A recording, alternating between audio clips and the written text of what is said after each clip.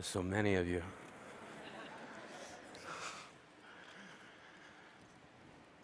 When I was a kid, I hid my heart under the bed because my mother said, if you're not careful, someday someone's going to break it. Take it from me, under the bed is not a good hiding spot. I know because I've been shot down so many times, I get altitude sickness just from standing up for myself. But that's what we were told. Stand up for yourself. And that's hard to do if you don't know who you are. We were expected to define ourselves at such an early age. And if we didn't do it, others did it for us. Geek, fatty, slut, fag. And at the same time we were being told what we were being asked, what do you want to be when you grow up? I always thought that was an unfair question. It presupposes that we can't be what we already are. We were kids. When I was a kid, I wanted to be a man. I wanted a registered retirement savings plan that would keep me in candy long enough to make old age sweet. When I was a kid, I wanted to shave. Now, not so much. When I was 8, I wanted to be a marine biologist. When I was 9, I saw the movie Jaws and thought to myself, no thank you. When I was 10, I was told that my parents left because they didn't want me. When I was 11, I wanted to be left alone. When I was 12, I wanted to die. When I was 13, I wanted to kill a kid. When I was 14, I was asked to seriously consider a career path. I said, I'd like to be a writer. And they said, choose something realistic. So I said, professional wrestler. And they said, don't be stupid. See, they asked me what I wanted to be, then told me what not to be. And I wasn't the only one. We were being told that we somehow must become what we are not, sacrificing what we are to inherit the masquerade of what we will be. I was being told to accept the identity that others will give me. And I wonder what made my dreams so easy to dismiss. Granted, my dreams are shy because they're Canadian. My dreams are self-conscious and overly apologetic. They're standing alone at the high school dance, and they've never been kissed. See, my dreams got called names too. Silly, foolish, impossible. But I kept dreaming. I was going to be a wrestler. I had it all figured out. I was going to be the garbage man. My finishing move was going to be the trash compactor. My saying was going to be, I'm taking out the trash.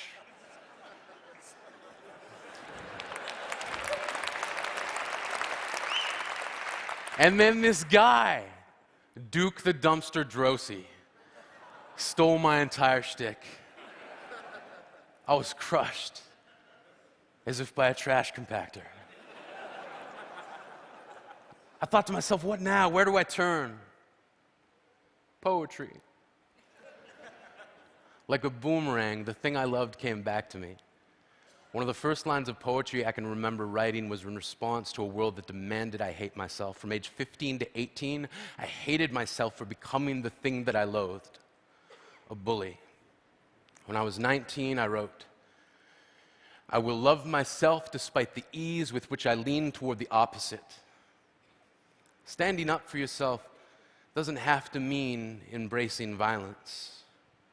When I was a kid, I traded in homework assignments for friendship, then gave each friend a late slip for never showing up on time, and in most cases, not at all.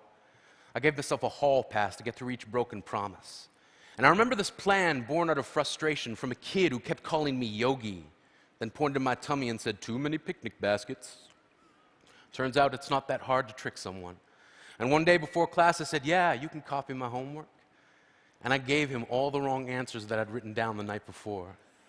He got his paper back expecting a near-perfect score and couldn't believe it when he looked across the room at me and held up a 0.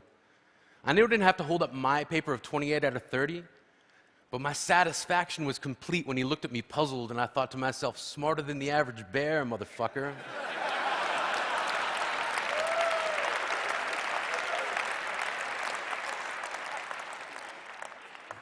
This is who I am. This is how I stand up for myself. When I was a kid, I used to think that pork chops and karate chops were the same thing. I thought they were both pork chops. And because my grandmother thought it was cute and because they were my favorite, she let me keep doing it. Not really a big deal. One day, before I realized fat kids are not designed to climb trees, I fell out of a tree and bruised the right side of my body. I didn't want to tell my grandmother about it because I was scared I'd get in trouble for playing somewhere I shouldn't have been. A few days later, the gym teacher noticed the bruise and I got sent to the principal's office. From there, I was sent to another small room with a really nice lady who asked me all kinds of questions about my life at home. I saw no reason to lie. As far as I was concerned, life was pretty good. I told her whenever I'm sad, my grandmother gives me karate chops.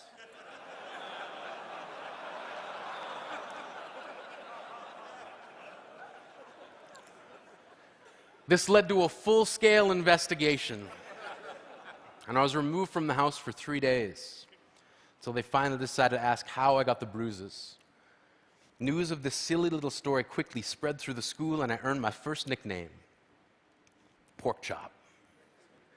To this day, I hate pork chops. I'm not the only kid who grew up this way, surrounded by people who used to say that rhyme about sticks and stones, as if broken bones hurt more than the names we got called, and we got called them all. So we grew up believing no one would ever fall in love with us, that we'd be lonely forever, that we'd never meet someone to make us feel like the sun was something they built for us in their tool shed.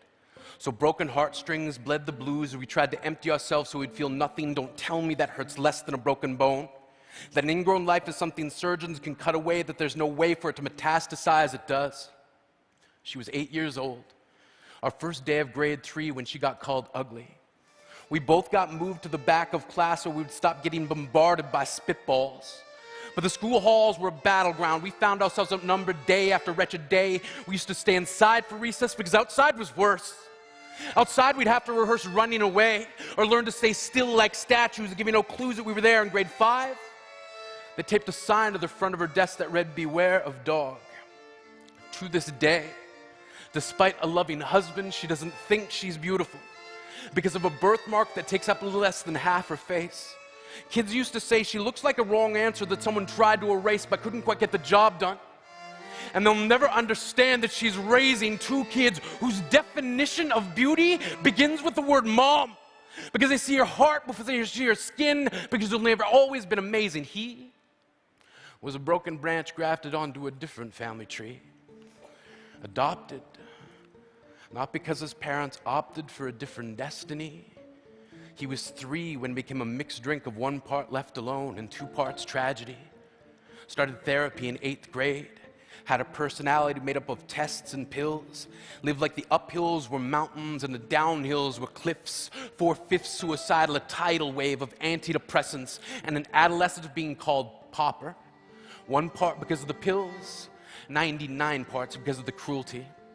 He tried to kill himself in grade 10 when a kid who could still go home to mom and dad had the audacity to tell him, "Get over it."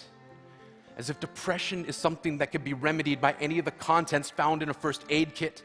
To this day, he has a stick of TNT lit from both ends, could describe to in detail the way the sky bends in a moment before it's about to fall. And despite an army of friends who all call him an inspiration, he remains a conversation piece between people who can't understand. Sometimes being drug-free has less to do with addiction and more to do with sanity. We weren't the only kids who grew up this way. To this day, kids are still being called names. The classics were, "Hey stupid," "Hey spaz." Seems like every school has an arsenal of names getting updated every year. And if a kid breaks into school and no one around chooses to hear it, they make a sound. They're just background noise from a soundtrack stuck on repeat when people say things like, "Kids can be cruel." Every school was a big top circus tent. And the pecking order went from acrobats to lion tamers, from clowns to carnies, all of these miles ahead of who we were. We were freaks. Lobster claw boys and bearded ladies. Oddities, juggling depression and loneliness, playing solitaire, spin the bottle, trying to kiss the wounded parts of ourselves and heal. But at night, while the others slept, we kept walking the tightrope. It was practice, and yes, some of us fell. But I want to tell them that all of this is just debris left over when we finally decide to smash all the things we thought we used to be And if you can't see anything beautiful about yourself, get a better mirror, look a little closer, stare a little longer, because there's something inside you that made you keep trying despite everyone who told you to quit. You built a cast around your broken heart and signed it yourself. You signed it, they were wrong. Because maybe you didn't belong to a group or a clique. Maybe they decided to pick you last for basketball or everything. Maybe you used to bring bruises and broken teeth to show and tell but never told. Because how can you hold your ground if everyone around you wants to bury you beneath it? You have to believe that they were wrong. They have to be wrong. Why else would we still be here? We grew up learning to cheer on the underdog because we see ourselves in them. We stem from a root planted in the belief that we are not what we were called. We are not abandoned cars stalled out and sitting empty on some highway. And if in some way we are, don't worry, we only got out to walk and get gas. We are graduating members from the class of we made it, not the faded echoes of voices crying out names will never hurt me. Of course, they did. But our lives will only ever always continue to be a balancing act that has less to do with pain and more to do with beauty.